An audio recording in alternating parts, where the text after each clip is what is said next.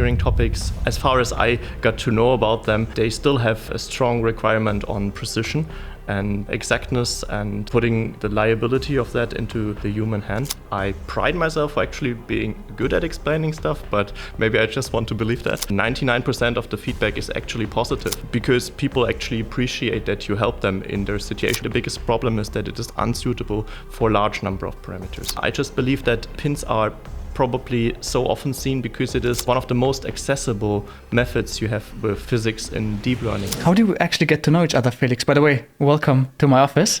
Thanks, Jousef. Thanks for inviting. Yes, I think I followed you on your YouTube channel and on LinkedIn for quite some time. And I remember actually that you asked on LinkedIn that you were going to have an interview with Gilbert Strang.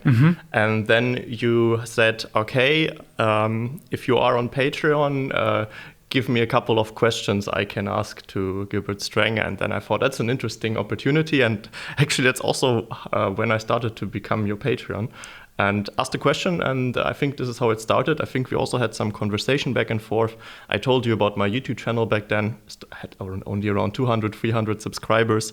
And I just told you that it's a great inspiration, especially also fellow German, doing English-speaking videos on computational engineering. That's very cool. Yeah. And I think this is, where it started. We had some back and forth conversation. I think I also suggested you to have the episode with your stem. Yeah. Didn't I? Or I think so. We talked about him and then I just reached out randomly and he was like, okay, let's do it. Yeah, that's so interesting. And it's also nice that it worked. I mean, so far, I don't think he has much public appearance. And so that's a cool opportunity. Absolutely. Yeah. I think he's also Dutch. So that was also cool. Oh, I didn't know. I thought actually he was like Swiss or Canadian. I think he lives in Switzerland. Okay. But yeah, that was a definitely cool interview. Also afterwards, he's like a super chilled guy, very open-minded. It was really interesting to talk to him. So did you start a YouTube channel because of me or just because you just wanted to share your knowledge? Because you're doing what I would call for the engineering space kind of hardcore stuff, which we'll talk about in a couple of minutes. Yeah. What was the inspiration to start a YouTube channel in the first place? Yeah, that's a good question. I think there are a couple of things. So for a very long time, I've been interested in tutoring people. I pride myself for actually being good at explaining stuff, but maybe I just want to believe that. So I think even like back in high school, I tutored other students and I worked as a tutor. I think it's a very common thing in German German university system to become a tutor. And I always got great feedback. And I especially thought that with regards to the topics that I do, that there's not too many YouTube videos about that online actually. And the initial spark was I had a peer of mine that also helped with a topic for an exam, and then he told me, "Hey, why are you not doing this professionally?" And then I thought, yeah, why am I not doing this professionally? Good question. And then I thought, I mean, I'm a strong believer of open education. So for me, it was like a no-brainer to have that freely accessible on YouTube. And then I just started. And I actually also looked at some other channels, what they are doing. And I think for me, it was just a great motivation to have someone who's also a German doing English-speaking videos. I think another big inspiration also for me was Live Overflow. I don't know if you know him. Yes, he does I know hacking videos. He's also German. Yes. And it was just cool because before that, I was always afraid that my accent was too strong. Yes.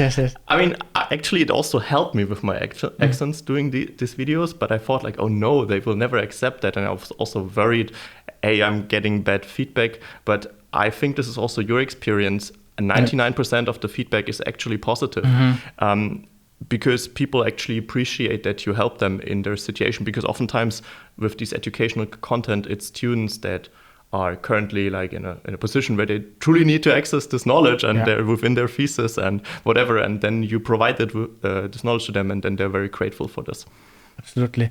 I also want to maybe discuss kind of the monetization aspect, because a lot of people think once they start YouTube, they'll become like instantly rich and buy their Lambos and whatever. I think this shouldn't be a reason to actually start. It was partially a reason for me to start, but once you realize that Google AdSense is not paying out a lot, it makes you realize that you actually need either other sources of income. It's just there for either maybe honing your, I don't know, communication skills, teaching skills, whatever it might be. What was your motivation for you? Just sharing knowledge, open source? So initially it was just sharing knowledge. Of course, I had it in the back of my mind. At some point you can earn money. And actually there's also this period where when you start a YouTube channel, you cannot monetize instantly. Yes. So, and then of course I started watching videos. Yeah, when can I finally monetize? When will it happen? And so I think initially it was not the motivation, but of course when you figure out that there is an option to earn money with that, of course it's interesting, and you also want to do that. And I mean, the ultimate realization was.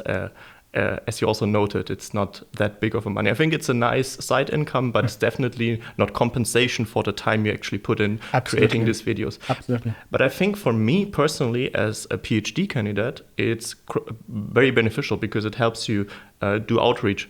So this also gives you a lot of reputation.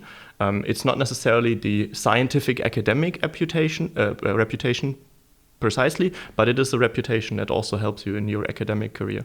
Absolutely. I think you built also a brand for yourself. And what I think is wonderful is because, for example, in my case and also in your case, you're connecting with so many people. You have so many touch points with random people. It's like in a computer game. I talked about this in yesterday's podcast with Eleanor.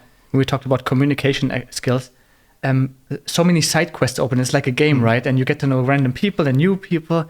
It's also career accelerating, I would say, but also like for your, just in general, get to know cool people. Like yours, for example, in Gilbert. Yeah. I think it's super exciting. What is maybe the future of your channel? Do you have maybe a goal in mind when it comes to numbers? Which I think, by the way, are vanity metrics. But in the beginning, when you have your first couple of 100 subscribers, you're like, I want to have 10K, I want to have 50K. So what is the motivation for you? So, I mean, in the beginning, of course, I was intrigued by actually getting my very first comment that was not from by my friends. It was nice. Actually, it happened 3 weeks after I created the first video. I got a random comment. So then, of course, I had the goal to finally monetize, which requires 1,000 subscribers and 4,000 public hours of public watch time. Yes. Right. And after that, I was actually the one thing I always looked for, because if you go into your YouTube analytics, there's also the live analytics, like the live views coming in. Yeah. And it always displays the views over the past 48 hours. And my goal was to have that go beyond 1,000. And that was a cool threshold. And right now, I mean, there is a steady growth in the channel, and I'm very happy with that. And I mean, right now I'm more happy with the privilege that I'm kind of free to do the content I want. So, I mean, ultimately, of course, it would be nice to get a YouTube, how do you like the play button? Yeah, exactly. But I'm pretty sure if I continue with the pace, it will happen eventually. Yeah. So I'm looking forward to it, but I don't have any particular time constraints on that. Yeah. So people might know you already from the videos. By the way, this is the first time you appear publicly. Because if you look for a picture of you online, you rarely find something. You find 2 or 3 pictures, but no videos or anything like that. Of course, like without a face. It's kind of a faceless YouTube channel. We talk about quite complicated topics, I would say. Like, what are some of the topics that you cover? 2, I would like to mention, which is automatic differentiation and adjoint methods, which sounds super fancy from a mathematical standpoint, also for like the classical engineer. What are those in the first place? Like, explain to us. Okay. What is this? Okay, let's start with the topics I cover. So actually, coming back to the motivation for the channel, I was on an exchange semester in Stockholm. The semester before I started a YouTube channel, and there I took a course was titled Advanced Machine Learning, and it was mainly on probabilistic methods. And I'm a very good student. I was actually performing well in a lot of courses, and this was one of the few courses where I really struggled with, because my understanding of probability theory was very limited. I'm coming from a mechanical engineering background that's usually not taught. It's only a little bit of statistics that you're getting taught in your undergrad, and so I struggled a lot with it. And actually, those topics on probability theory made up, I think, the first half a year of YouTube videos I produced, because I just wanted to prove to myself that I know that. And I wanted to teach it in, let's say, a little bit better way, how I would have wanted someone to teach it to me. Got it. So this is the first couple of topics. And then afterwards, another topics naturally emerged that were related to my master thesis. That is adjoint methods, Autodiff. I'll come back to this later.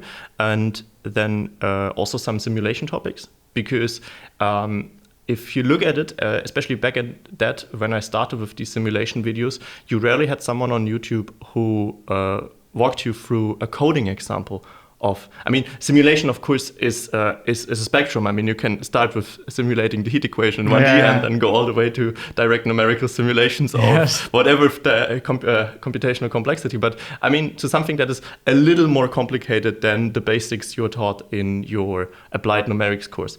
And especially when it comes to super simple stuff like solving the lid-driven cavity in Python. No one did that. I mean, you found some blog posts, but not a video. And I think people are very interested in like seeing videos.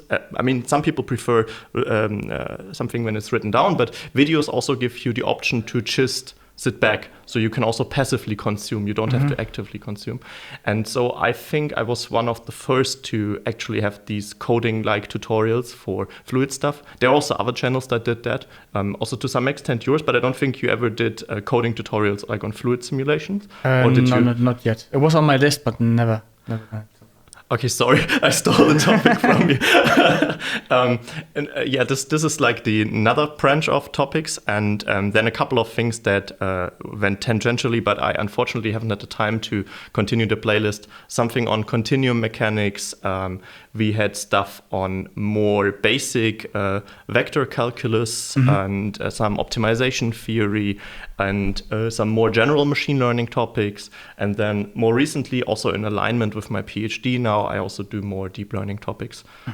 General deep learning, like what you taught in a tutorial, or a little bit more advanced, and of course specifically applied to simulations. So for instance, pins or neural operators and that stuff. We'll talk about that in a couple of seconds or minutes.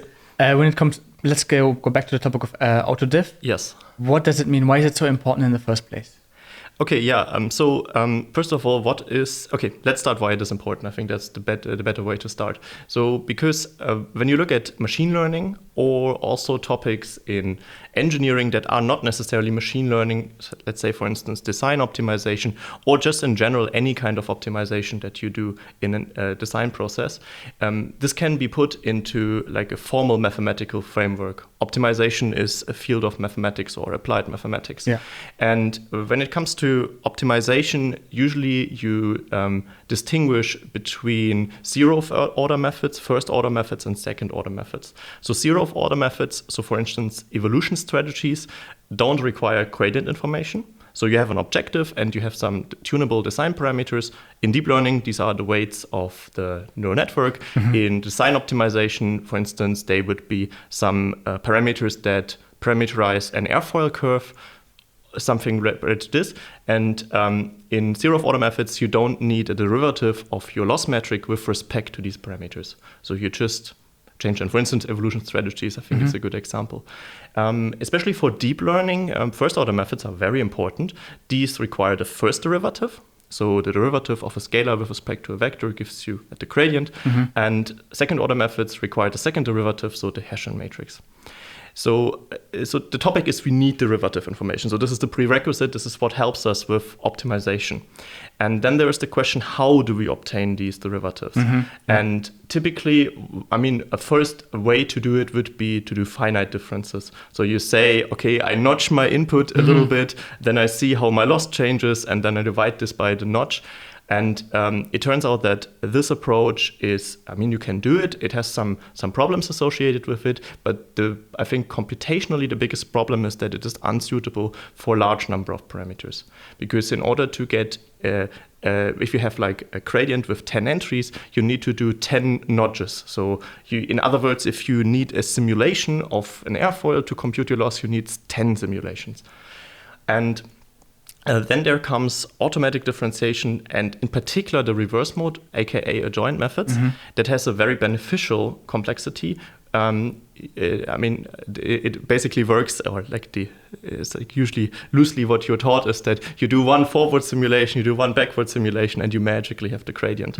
And this idea of an approach that efficiently computes the gradient has been known in various fields of science for a long time. So actually, interestingly, I think to my understanding so far, it first popped up in control theory or in optimal control theory in the 50s and 60s from some Russian and American mathematicians. And then it got rediscovered a couple of times. So for instance, also it got somehow rediscovered in terms of training neural networks in this now known as backpropagation. Yeah. And I think also interestingly, I think there's a paper in 1988 from LeCun on backpropagation. I wanted to mention that, yeah, Jan is quite deep into Autodiff. Like when he tweets something, like he also talks about that topic. Yes, so I think he quite naturally, since he, with his early works on backpropagation, especially also backpropagation for convolutional nets, he has probably a very deep understanding of that. And of course, this is essential to training or like to how networks are trained today. Yeah. And in his paper in 1988, he also acknowledges that that the idea of backpropagation also has been earlier found in control theory and so on. And also some other authors like Rummelhardt, I believe, who coined the name backpropagation, acknowledges this past. And then it also got somehow rediscovered by the mathematicians. They called it algorithmic and automatic differentiation. And of course, as mathematicians are, they generalize it and make it more abstract. And I think a really big figure in the field of Autodiff from a mathematical point of view is Andreas Kriwank. He's a German mathematician. And he also wrote a very famous book from, I think, 2008, evaluating derivatives. And I think that, although generally, mathematics perspectives can be quite abstract, but I think that this Autodiff perspective is very helpful. It unifies adjoint methods, or what you call adjoint methods, and it also unifies backpropagation. And the core idea behind Autodiff is that you have a computation, so this can be a simulation, this can be your neural network model, whatever, and this can be broken down into smaller pieces of computation for which you know the analytical derivative. And Autodiff is a framework of exploiting this idea that your computation can be, which is very complex at first sight, and probably if you derive the analytical derivative, symbolic derivative of that expression, it would be very complicated. So it is something hard to tackle with symbolic differentiation, also inefficient, but hard to tackle. And it breaks it down into these smaller pieces for which you know the analytical derivative and then evaluates that. And usually it comes in two flavors. In forward mode automatic differentiation and reverse mode automatic differentiation. Also can talk about them in a bit detail, but I think the reverse mode automatic differentiation essentially is the one we often are interested in when it comes to optimizing or performing optimizations with a lot of parameters, so deep learning, machine learning, or design optimizations with a lot of parameters. Because the advantage of the reverse mode is that if you have a mapping from a lot of parameters to one scalar loss, you only need one forward and one backward pass, whereas even for forward mode autodiff, you would have the same complexity as with finite differences, so that for each gradient entry, you need an additional forward simulation. How is it done effectively right now? You talked about the history a little bit. Yep. Like, how is it done at the moment? Like, how do you cover it on your YouTube channel? Is it the most effective way to implement it? Or does it really depend on the case, like what you're covering?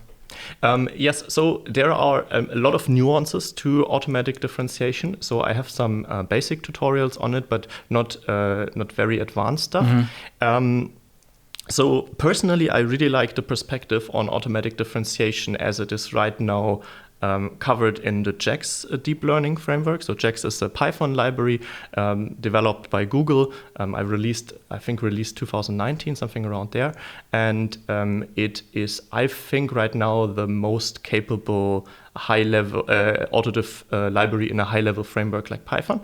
And their approach is that you essentially have some primitive operations for which you implement these analytical or symbolic derivatives. They coin it that these functions need implemented Jacobian vector products or vector Jacobian products. We can also talk about that in more detail afterwards. It gets a little bit more mathematical. But so this is essentially a library of rules So it knows the operation that can appear in your computation, and for each operation it has a library of how this is differentiated.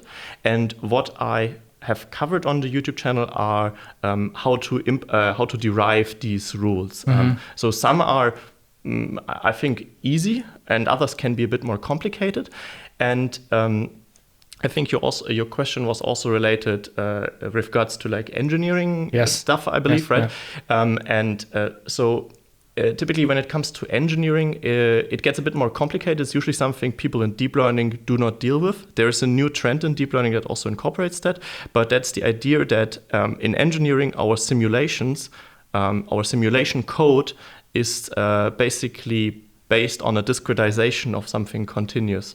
So in fluid dynamics, you have your Navier-Stokes equation, or in solid mechanics, you have whatever kind of description you use, but in the easiest case, it's this Cauchy equation of motion. And then you use your discretization method of choice, and actually then boils down to some linear algebra. And essentially, there are like two approaches to that. So you can either do Autodiff on the continuous part, or you can do Autodiff on the discretized part. If you do it on a discretized part, it very nicely also fits into the framework that Jax builds up. I mean, you can also do it with the continuous part, but that gets a bit more tricky. Okay, got a little bit deviated here. But I think that's fine. I was wondering then, right, you as an engineer, you probably would use a package for that. So you don't have to program it by scratch, which goes kind of back to the educational aspect. So when do you think it makes sense to really understand like the intricacies of the method? Like when you want to debug something, for example, or do you think the engineers of the future won't even need to do it? They're just going to pick a package and just use it, whatever. Do you think it will be necessary for an engineer to understand really what's happening in the back end of the method? It depends a bit. So as far as I'm aware, a lot of the commercial software as well comes with joint capabilities. So they have their flavor of something that you might also find under the umbrella of Autodiff already implemented. Yeah. And they have, I think, also structured routines for performing design optimizations. So the question is, when do you need to understand the details of it? It's a very good question. So I think once you stay within the constraints of your commercial software, if you are a user of a commercial software, probably mostly you're fine as long as you have internalized the understanding of these joint methods and maybe read the manual of how what values you should set how. I think usually a deeper understanding comes in once you couple stuff. So right now, people like to couple simulation with deep learning, and especially also if you need a gradient or differentiation coupling between the two.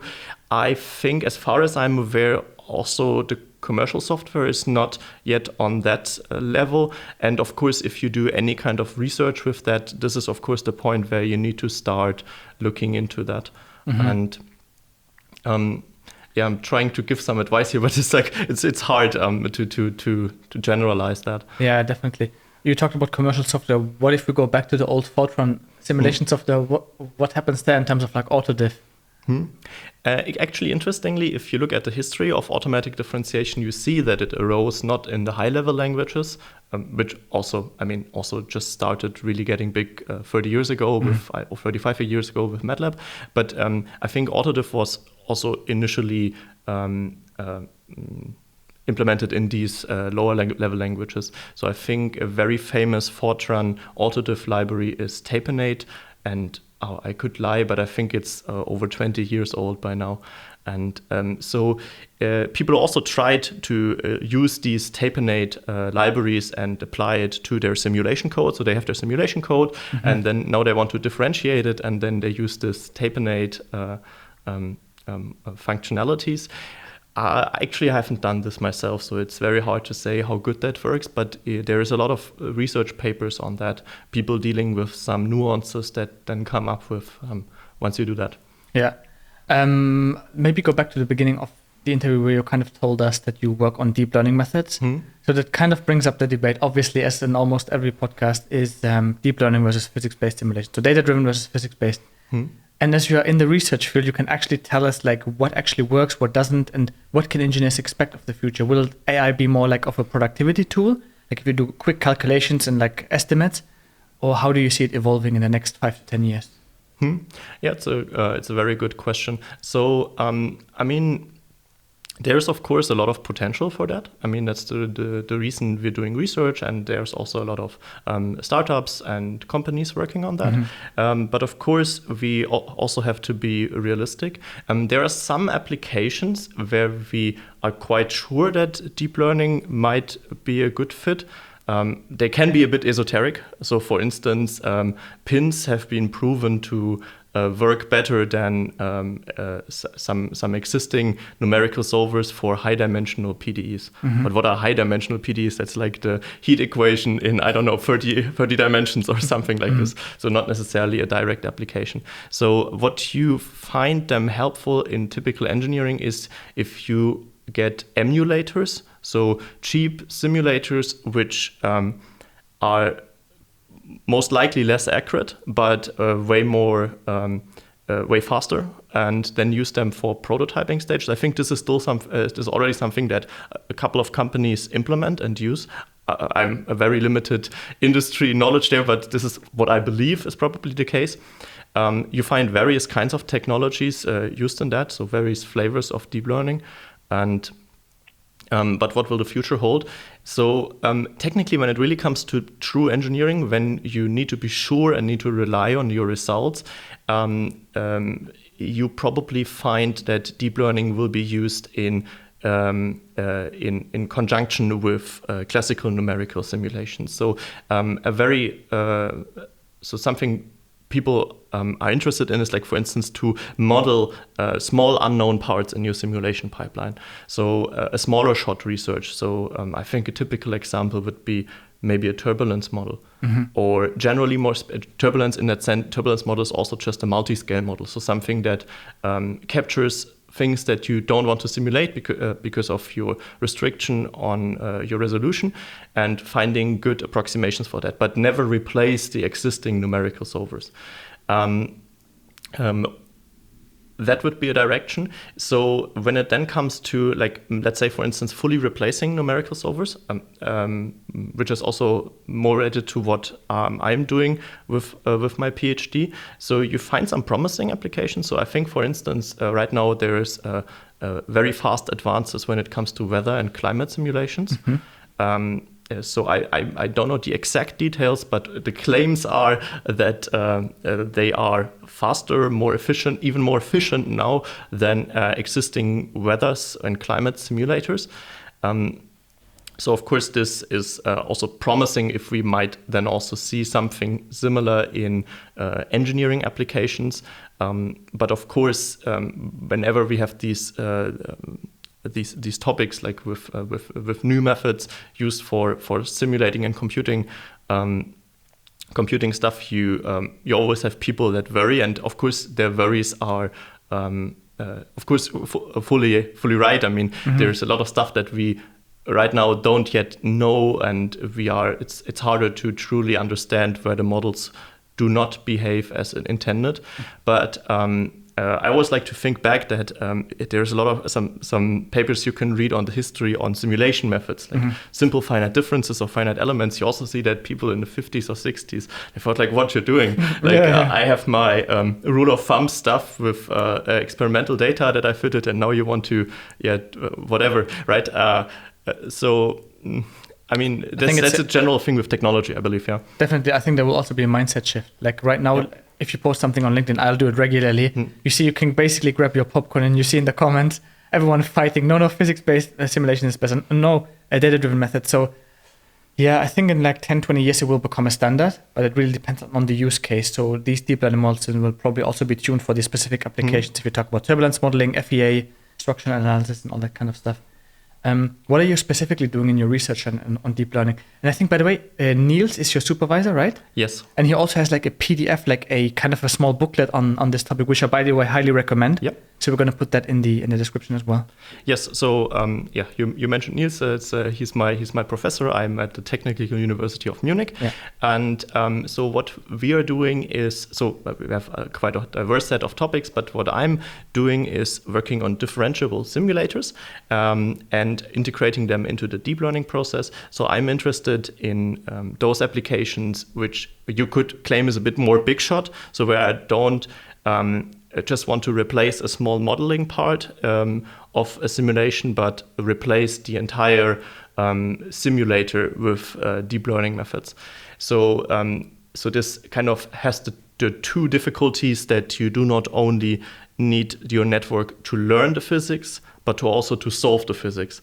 And a line of work there quite recently actually is to use so-called autoregressive neural operators. I think that's what you call it by now. I just like to call it time stepper learning. So let's look at transient phenomena. So usually we're interested in transient phenomena, so something where it changes over time. And you have your classical pipeline, so you discretize space and time. And then essentially, if you want to compute trajectories, you have functions that advance your state from one time level to the next time level. So easiest case, your textbook example, one-dimensional heat equation, you start with initial profile that is, let's say, rectangular, and then you do one time step and it gets smoothed out, and then this is like the time evolution you see. So you have a function that maps from one time level to the next time level. And you have a numerical routine for this. So in the textbook example would be the FTCS, BTCS method. And now I am interested in training networks to become these time steppers. So either they become cheaper than the existing time steppers or some other properties. And I'm particularly interested in how to train these. So this is the approach that I'm taking is related to optimization theory and those kind of things. Yeah. How do you train them in the sense of make them more effective or actually solving the physics more accurately? So to some extent, of course, there's like the downstream questions that one has. So for instance, when we train these networks, will they eventually be more efficient, and what can we additionally do to make them more efficient? But I'm also particularly interested what makes them train. So I'm interested in what kind of setups there are in training these networks and so on and so forth. Yeah. You talked about PINs, which is like stands for physics informed neural networks. The question always is, does deep learning actually understand physics? Because what I would also like to talk about, maybe the question is aiming towards, you are trying to create a simulation of a simulation, if you use CFD data, for example. So you have basically an error-prone method and try to do deep learning on it, which also like propagates the error forward. And then you could also do AI on maybe test data, so data from the real world. Like, how do you differentiate those two paths?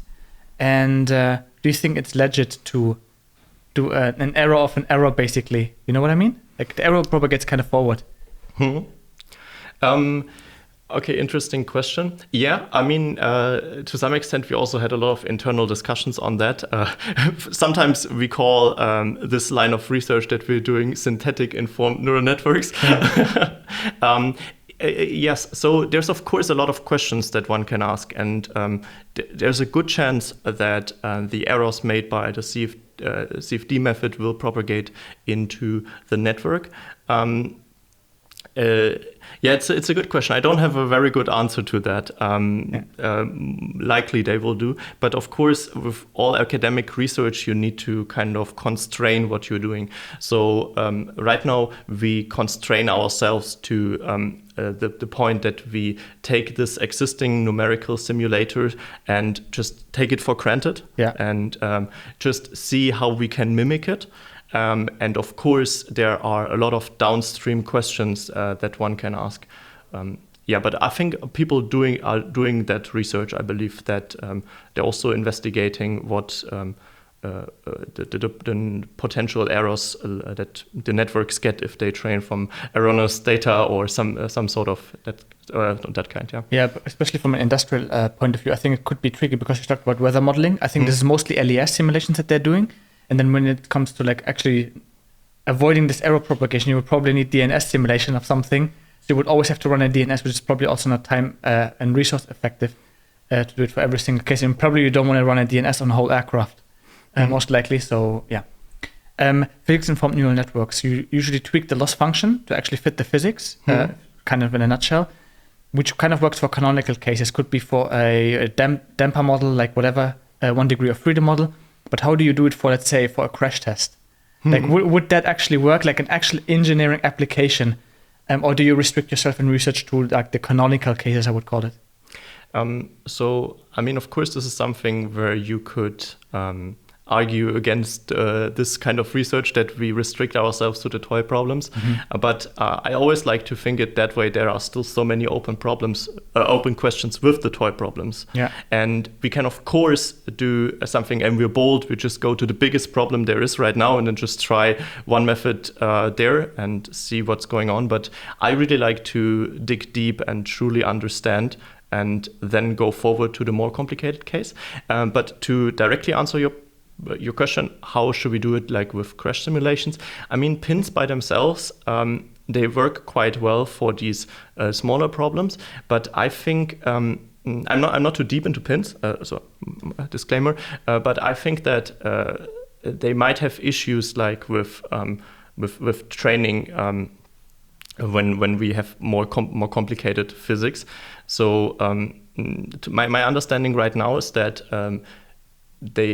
pins. So in the original formulation of pins, they are meant as a replicate to finding the somehow continuous solution to a initial boundary value problem, or a PDE, and so essentially, when you in the toy problem would be you have your one-dimensional heat equation, and then you want to find the function over space and time, over one-dimensional space and time, and your network only gets to see the differential equation, no data, just a differential equation.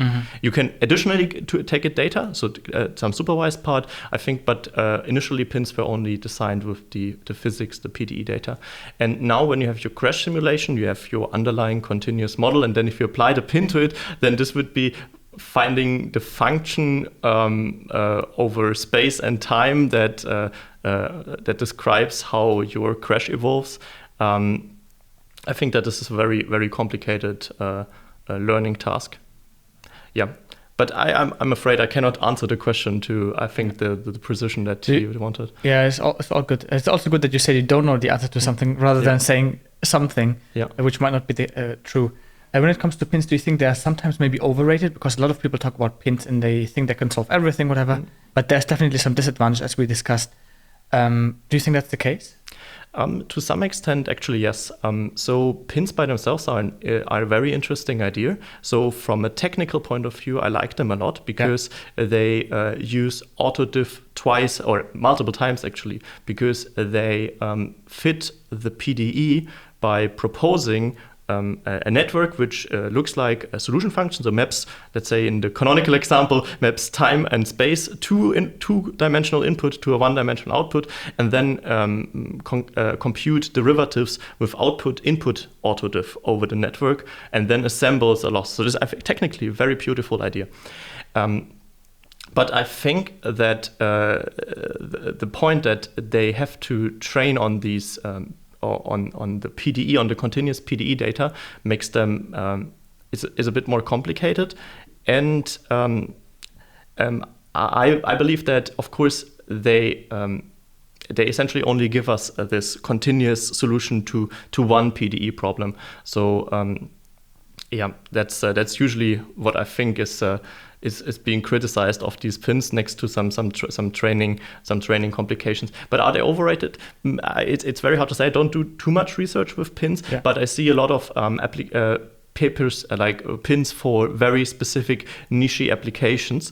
There are also some papers that advance like the methodology of pins, but I just believe that pins are probably so often seen because it is the one of the most accessible methods you have with physics in deep learning. Because first of all, there are tutorials out there, yes, exactly, and it is easy to implement because your simulator, if you use supervised data or experimental data, is detached from the network training.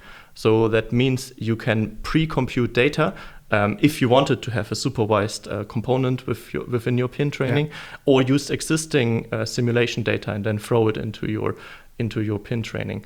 And then the concept of taking these output-input differentiation is also nicely abstracted away by the deep learning frameworks in Python. Yeah. And by the way, anyone watching this, I think I can highly recommend, there's a tutorial on my second channel where Ben Moosley is like kind of explaining from beginning to the end how to actually code that. And I think to this day it has like 25k views. Like people seem to be interested in that stuff, so definitely worth checking out. So where does this, in your research, kind of this neural operator fit into the big picture? What are neural operators then? Okay, so neural operators are, I like to think of them as it's something that's very similar to what I'm doing. So let's say I have a function that advances your discrete state from one time level to the next one. Mm-hmm. And this is one example of a neural operator. That's not necessarily the example they were introduced with, but I think this is now probably one of where they are like mostly used by now. Hard to say, but what I see in my limited bubble.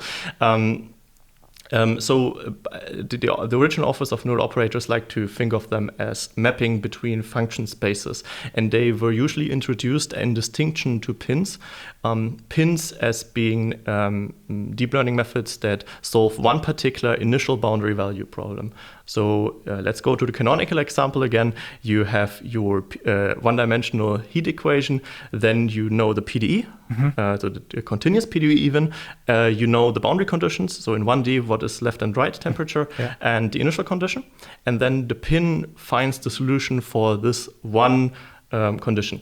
But typically, so this is also what numerical methods do, right? They need to be well posed in that sense. They need to have their boundary conditions, initial conditions, and so on.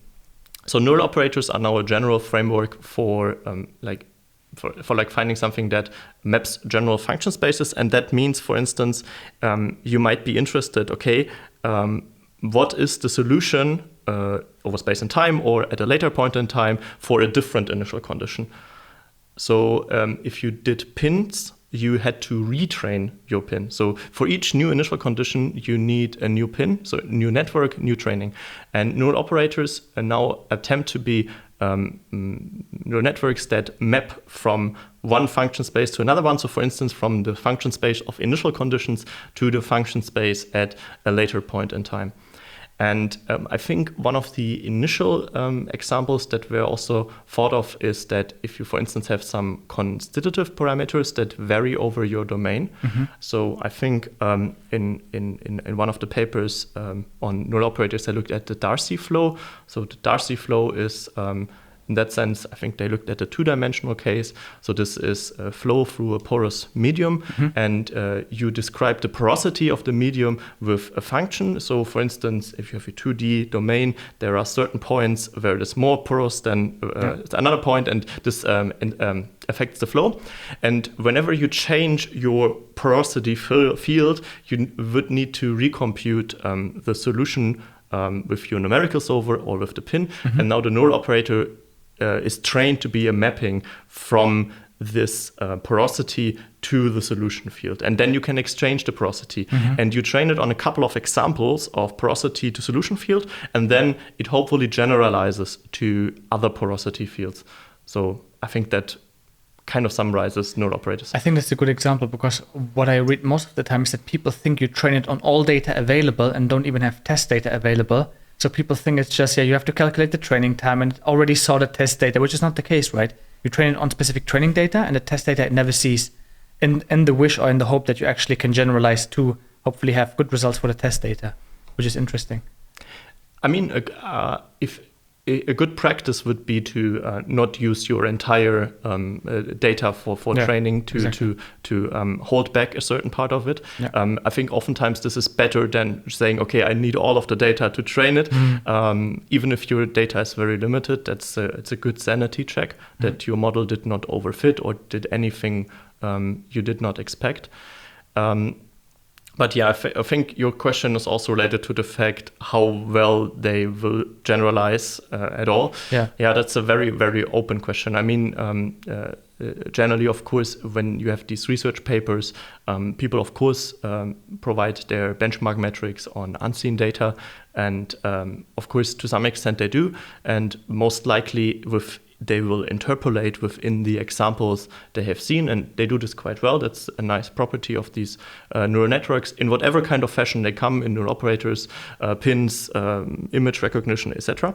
But of course, a very general open question is, of course, will this happen in each example you throw at it? Yeah.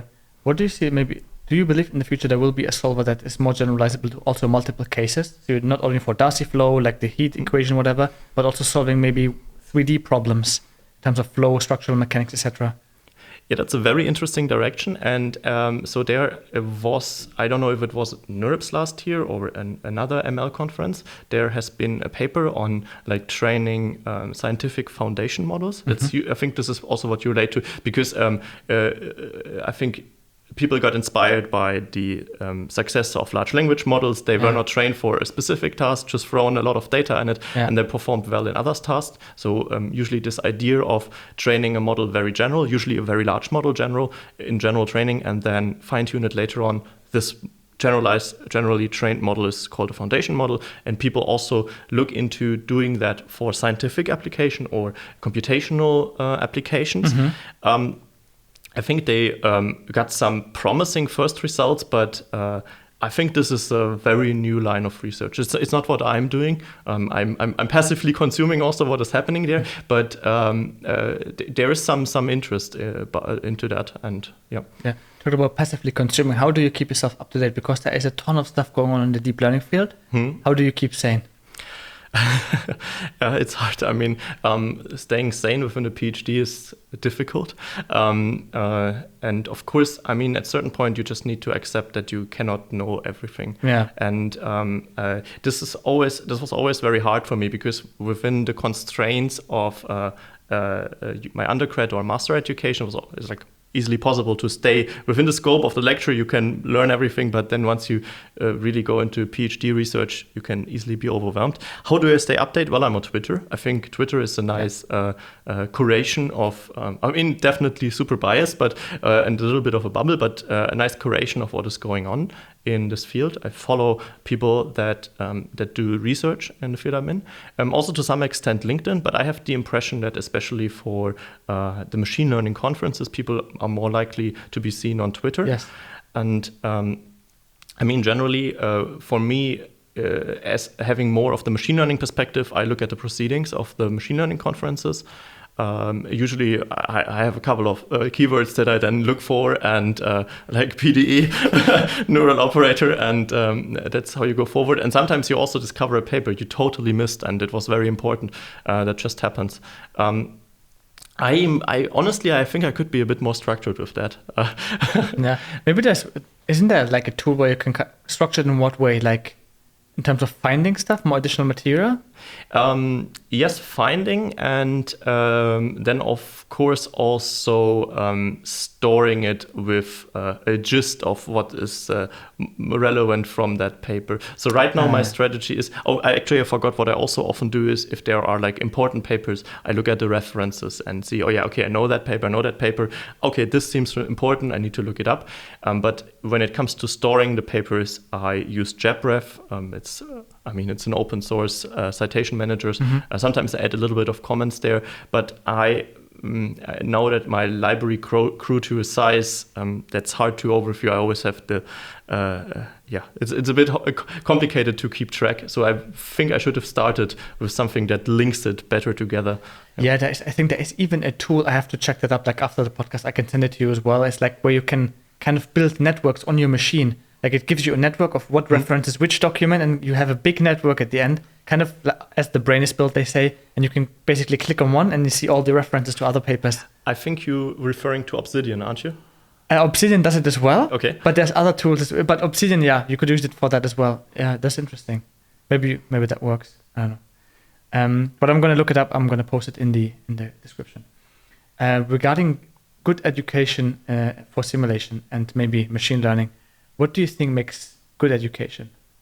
And do you believe, by the way, bold question, that the current education system that we have is outdated or obsolete? Okay, that's a bigger question. Where should I start? So I think let's start with the first and then go to this more political and philosophical topic. So a good simulation education for me is something that uses the right amount of rigor at the right time. So I did a master in computational science and engineering, and I really enjoyed it. Was a good master degree. Had a lot of nice courses, but sometimes I missed that we would be more tasked to actually implement things and or shown easy implementations of it in a high-level language that works best for us. Because ultimately, what I learned the most from during my master is coding stuff myself.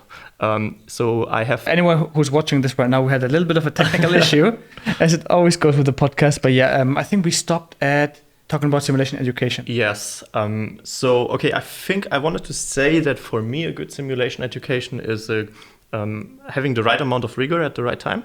So for instance, I really liked my master's in CSE, but at some point I actually wished for it being a little bit more hands-on.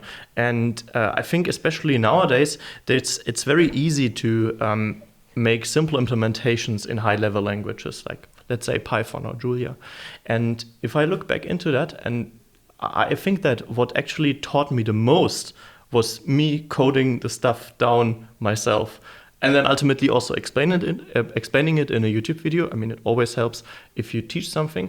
But this is something that I wished was more during this education. Because then you actually encounter more problems than you would have if there's someone just telling you what should be done. And yeah, what do you think, Jousef? You also did some computational engineering, right? Yes, I did. Focused on CFD and AI a little bit in my master's. I think the reason why I started a YouTube channel, we talked about this like a couple of months ago, right? When we first talked, I think on the phone, more about like the professors, they know that topic maybe so well that it's hard for them to explain it to someone who thinks of it as like completely new. So they've been doing it for 20, 30 years. So I was like, okay, that's a bit frustrating. Let me try to explain it on my YouTube channel in a more simplistic way. And I'm covering not as difficult topics as you might do. But yeah, for me, the motivation really was like making people understand like topics like Navier-Stokes and all the other equations, how to derive them, etc. Because sometimes I think uni overcomplicates it. And because they're a uni, sometimes professors think you have to make it as complicated as possible. Otherwise, you're not a university student. So I'm not sure how it was for you. But yeah, this was kind of my motivation to start YouTube.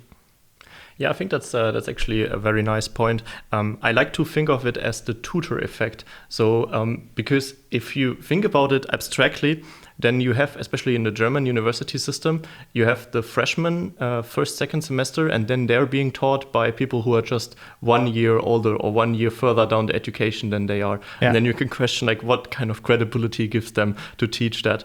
I mean, of course, they might not be as knowledgeable as the professor, but they are way closer to the situation of actually not knowing the stuff. They can truly understand how the students feel.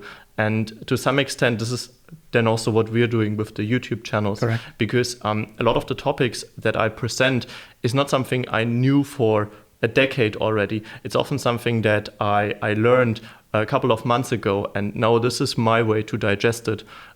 People do blog posts, and I like to do videos. So yes, I think that's also a good part of a simulation education, that you might have someone who is who has been in the situation before. But I think for me, most importantly, was to actually code it. And some interesting part, which you're rarely taught as like a good trick to learn something, especially when it comes to applied numerics, is to look into the API and documentation of Python or MATLAB. They are amazing. I mean, the MATLAB documentation for a lot of functions is crazy, and also with the examples they provide. And oftentimes you learn just by running their examples and then tweaking something. And I personally also learned a lot about certain algorithms by looking at the interface on SciPy. So because if you let give you an example, like if you have an algorithm that does ODE integration and you look at its API, this kind of gives you a logic flow of what does it require and what does it do ultimately. And I found that very helpful. I mean, it might be a bit for me, but I liked it. Yeah. What about the bold question that I had on like is the current education system obsolete? Because as we talk about, we don't have to talk about simulation, but in general, teaching people how to do the quote unquote important stuff, not interpreting a poem, whatever it might be, but actually learning about taxes, money, like the important topics in life. Do you think we are being taught the wrong things? Oh, that's there are many aspects to that. I personally, I'm not doing like these super bold statements that I would say it's totally obsolete. But of course, there's a lot of things that we're not being taught or not being taught in the right way. I think that the educational system could more acknowledge modern tools and modern problems. But you are also specifically referring to topics that have never been part of a high school, or at least in Germany. I'm not too familiar with other education systems. Yeah, it's a good point. But I'm always unsure if it is even if there's even possible to teach them in the same way as we have the other topics that you find not so relevant. Let's say interpreting a poem or something like this. There is a German philosopher, Richard David Brecht. He also wrote a book on an education system, and I really liked one point that he made that. It sounds a bit harsh. Don't want to discredit someone, but I think he put it nicely that a lot of the people who study social sciences, usually their career paths they're very limited. Possibilities to stay in this career path. So for a lot of those people, it is very reasonable to go into education. Whereas, for instance, people who do engineering or who practice law or who do taxes, they rarely do go back into education. They rarely become teachers. So it is probably also harder to find good teachers for these disciplines.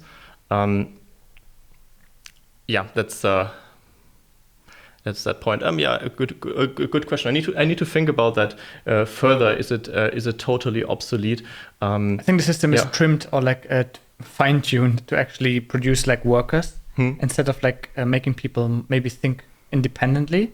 So you're being pushed into a system maybe where it's like there's only one solution, not multiple solutions, and it's like kids are being taught like only showing them what is wrong instead of what is right. Like always with the red pen, you know how it goes in Germany with the teachers. So I think there has to be maybe a mindset shift as well. Talking about mindset shift, going away from the political topics, is the engineer of the future. Do you think they also need to have a mindset shift in the sense of that, yes, I'm open to use AI tools in my day-to-day work. It might not substitute me, but it would make me probably more productive, and it makes me focus more on more important tasks as an engineer. Do you think this has to happen, and also how long will it take to happen? So generally, I'm a big advocate of these productivity tools. So also for me myself, I use a lot of these modern AI tools. I, for instance, use GitHub Copilot, and I also use some writing assistants, and I use AI features in Grammarly and Notion. Exactly. It's cool. Maybe I'm also capable of understanding the limitations of the system. When it comes to engineering, this is of course a little bit different. So it's not necessarily academic research anymore. Yes, generally, I think it is helpful to embrace these tools. To truly say what the future holds with that, it's difficult. I mean, engineering is a lot of the engineering topics, as far as I got to know about them, they still have a strong requirement on precision and exactness, and putting like the liability of that into the human hand.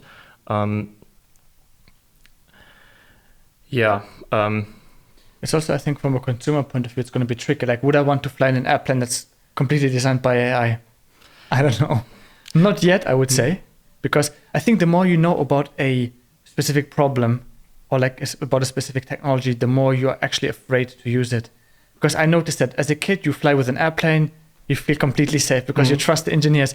But as you study engineering and you know what can go wrong, you maybe think, okay, there's a little bit of turbulence, maybe too much turbulence, and you're becoming a bit afraid. So I don't know. Yeah, let's see. Maybe the engineer of the future needs to learn how to actually code, but also with the uprise of no code and low code tools, it's also going to be like a balance between how much is low code, no code versus how much do I actually need to know languages like Fortran, Python, C, C++. So yeah, I'm not sure what the future brings, but I think the future will be bright. Yes, I'm very optimistic. Yeah. It's a lot of things we don't know, and a lot of things that are bad or becoming worse, but probably also a lot of things that go well and get better. And I'm always optimistic. If you're unsure about what it's going to be, truly, I think it's better for your personal sanity to be optimistic. 100%, yeah, definitely. Was there anything that we missed? I'm currently scrolling through your beautiful PDF, Felix. Is there anything we missed? I think we covered your PhD, we covered YouTube channel, education, a lot of stuff. Anything else you would like to tell the audience in terms of like, just in general, like motivating words, some last words, closing remarks? Yeah, so I think it's good to come back to the YouTube channel because or in general, I think also with the education that I had the privilege to take is that I always like to being exposed to like a lot of different topics and opinions. So with the YouTube channel, I create a lot of videos in a diverse set of topics, and some of them also not being necessarily part of my undergrad, but it helped me to being exposed to that. And I think I also had some very nice discussions in the comment section. This I can totally recommend. And also during my master degree, I enjoyed that there are people from different backgrounds. We had people coming in from physics. They had like a physics perspective. It was totally crazy perspective for me as a mechanical engineer, and that also helped me grow. I mean, ultimately, I know doing a PhD, I don't know if this is the totally right advice for people who just want to become engineers and do not necessarily are interested in an academic path. But more generally, I really like to advocate for like showing your work.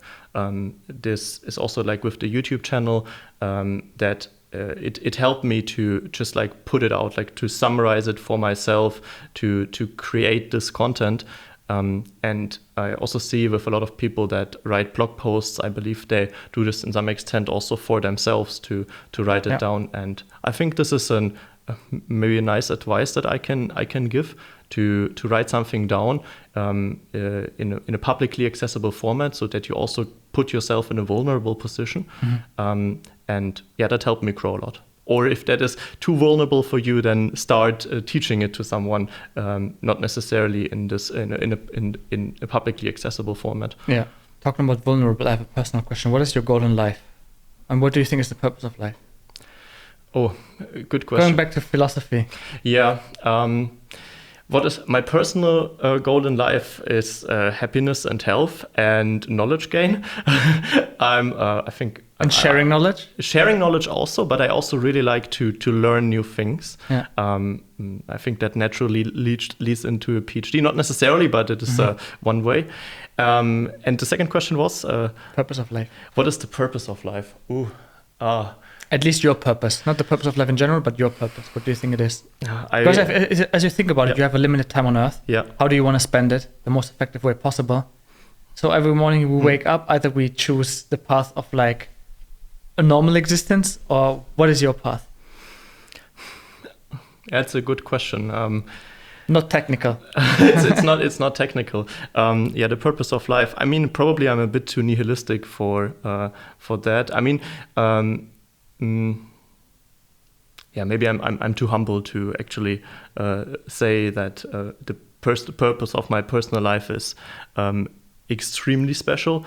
I don't think I can nicely answer the question. What is the purpose of my life? Like, let's say you're with your grandchildren in the room. Like, what would make you happy? What you have achieved in your PhD, in your career, or is that something? So probably if I could say that maybe I contributed to making the world a better place. It sounds a bit fishy. I'm just like to think of that, but having these open access YouTube videos also reaches anyone who can speak English and has access to the internet. So that helps people all around the world. I'd like to believe that. So maybe this is something I can be proud of, and I would also be proud of if my personal actions, whatever academic, very personal with my consume or whatever, did not harm the earth more than they had to have to. Yeah, I think also Pierre Sapowski from Dive Solutions, he has a lot of trust in you. When I interviewed him in Berlin, we talked about CFD, and a lot of people watching this podcast know this. We talked also about your YouTube channel, and he really believes in you. So I also do so. And I think it takes you a couple more months, and then you're over my subscriber count, whatever vanity metric that might be. But I think you're doing a great job, Felix, and props to you. And I think the YouTube play button is not so far away. Yeah, I mean, one can optimize for that. That would be a cool thing to have on the wall. Yeah. Thank you so much for having me, Jousef. It was nice, and I hope it was also pleasant for the audience to listen through that. It's something very new to me, and yeah, I hope it was helpful and they learned something. 100%. We can also do a second part. So if you come back to the Netherlands, you're always welcome. Yes. And I hope people excuse me because they will see me for 8 minutes on screen because the iPhone cut out for a couple of minutes. But yeah, really enjoyed the conversation. And now I would say let's have a break, and then later on let's eat something nice. Yes, I'm looking forward to this, Jousef. It was very nice. Thank you very much again. Thank you very much.